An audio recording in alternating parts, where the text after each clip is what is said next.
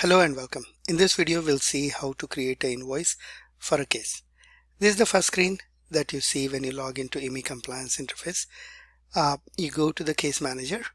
When you click on case manager, these are the cases that you see that you have created. You can create invoice while you are in the case, creating the case and generating forms and other stuff, or you can create an invoice for case even after the case has been created and you see that the case is in list here. We are going to create case for this invoice. This case we are going to create an invoice. I click on this and I see the case summary here.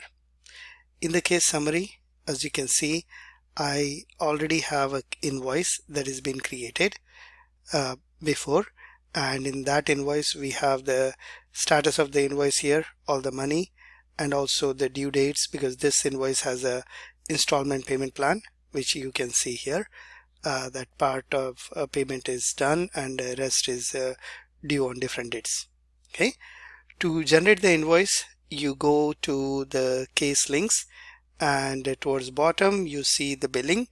In the billing you see invoice. Click on the invoice. When you click on invoice, this is where you go. Now here for this case we already have one invoice that you see here. We'll create another invoice. So when you click on the create invoice, this is where you go. And in the invoice, only couple things that you need to provide to generate the invoice. First is, again, you have multiple things you can provide if you need to, like client invoice ID is the invoice ID that you want to have imprinted on the invoice. It is optional. And then we have just selecting the person whom you want to send the invoice. I'm going to send the invoice to this person, and we can leave everything else as default. And all we need is to add the description here. I'm going to add the item description. I'm going to say citizenship application. You can put in like case filing, any information that you want to put in. I'm going to put one quantity and I'm going to put the unit rate as 800. Just some number there so that I can show it to you. Okay. Now here you can see the invoice subtotal is here and total balance that you see here. You have option to give discount to your customers if you want, fixed or percentage basis.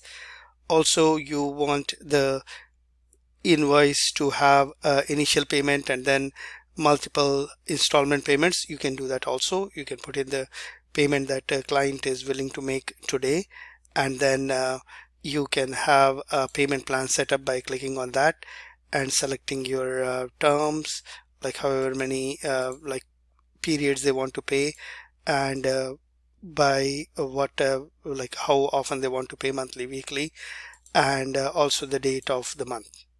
And it will automatically decide for you all the it will do all the calculations for you and will show you when all the money will be paid. Okay, you can do this. If you do not want to have the installment payments, you can turn it off, and the invoice will go out with one single payment, and that single payment will be paid by the client. So now I'm going to save this invoice, and when you have this invoice saved, you can see the invoice created here. We did not receive any payment, so that's why it says like it is all unpaid. 800 of balance is all unpaid. If the person wants to pay right away, you can take the payment by clicking on receive payment, and once you're there, you go here, you can receive the payment like entire payment, or if you want to do the part payment, you have seen that we can do the part payment as well.